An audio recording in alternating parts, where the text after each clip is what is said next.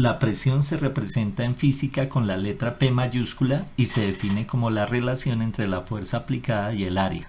Presión igual a fuerza aplicada sobre área. La fuerza que consideramos debe ser perpendicular a la superficie, es decir, debe formar un ángulo de 90 grados con la superficie sobre la cual se aplica, y el área corresponde a la medida de dicha superficie. Para hacernos una idea más familiar del concepto de presión, consideremos el hecho de que las fuerzas tienen la capacidad de formar objetos. Esta deformación depende de la magnitud de la fuerza aplicada y del área sobre la cual se aplica.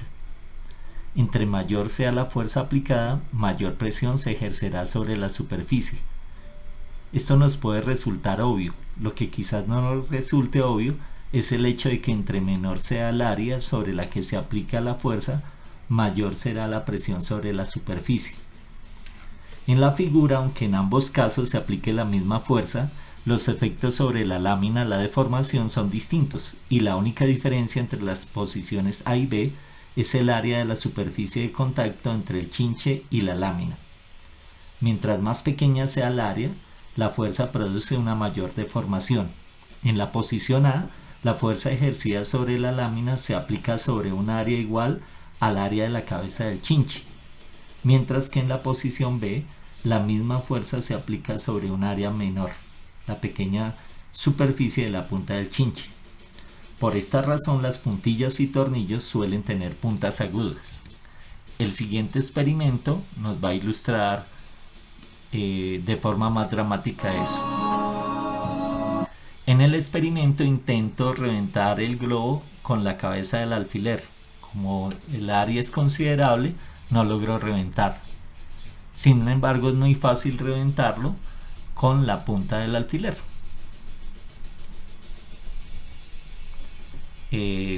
Esta pregunta vale la pena hacérsela.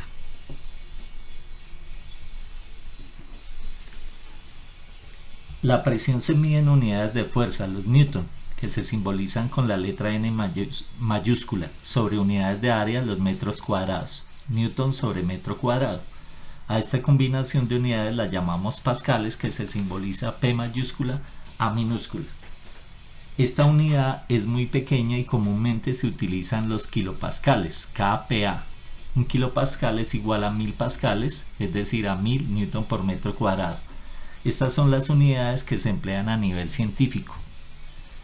En otros entornos y usos se emplean otras unidades como PSI, que significa libra de fuerza por pulgada cuadrada.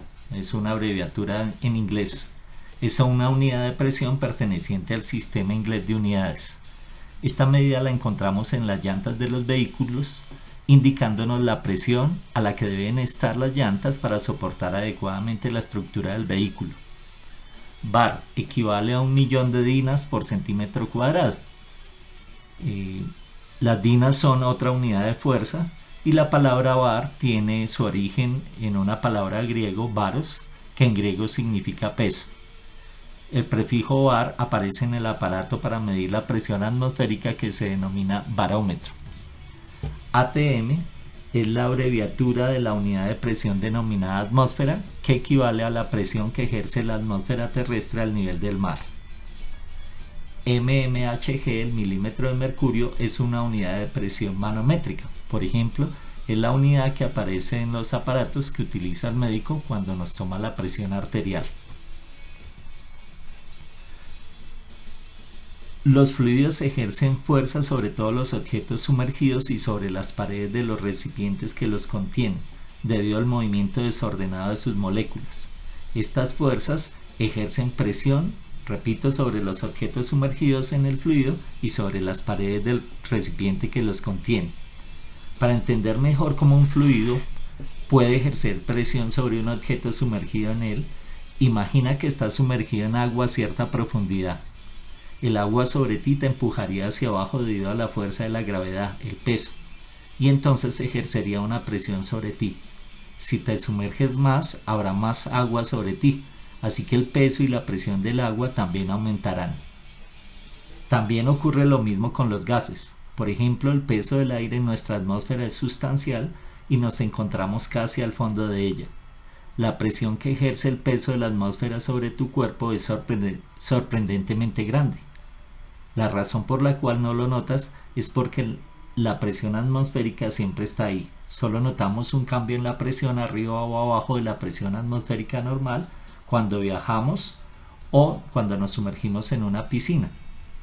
Esta presión tan grande no nos hace daño porque nuestro cuerpo es capaz de ejercer una fuerza hacia afuera que balancea la presión del aire dirigida hacia adentro. El siguiente experimento nos muestra algo en relación con eso.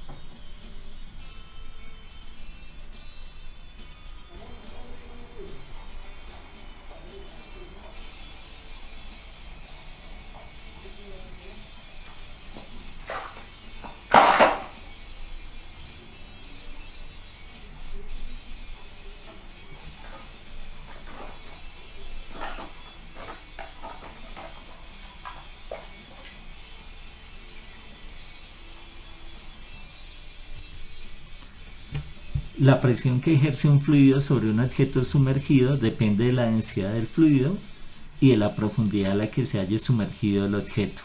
En la imagen, la lata de frijoles.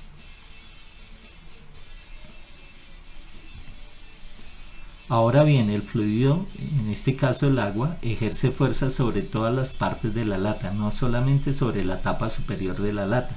De hecho, la presión del agua causa una fuerza que empuja hacia adentro de la lata desde todas las direcciones. El efecto neto de la presión del agua no es forzar la lata hacia abajo. La presión del agua trata de aplastar la lata desde todas las direcciones, como se ve en la figura. Podemos observar que la parte inferior de la lata está un poco más abajo en el fluido que la parte superior, y dado que la presión se hace más grande a mayor profundidad, la presión dirigida hacia arriba sobre la parte inferior de la lata será un poco más grande que la presión hacia abajo en la parte superior de la lata.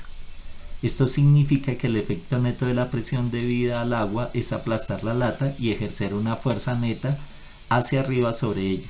Esta fuerza neta hacia arriba debido a la diferencia de presiones es la razón por la que hay una fuerza de empuje sobre los objetos sumergidos en un fluido. Finalmente tenemos una diferenciación entre la presión absoluta y la presión manométrica. La presión absoluta es igual a la presión atmosférica más la presión debida al fluido, es decir, la densidad por la altura por la gravedad. Y quiero rematar diciendo que aunque en los gases no se cumplen exactamente las mismas reglas que en los líquidos, sí se sigue manteniendo que a mayor altura, a mayor profundidad, mayor presión. Por eso entre más alto estemos sobre la superficie del mar, menor presión vamos a experimentar. La gráfica nos muestra eso.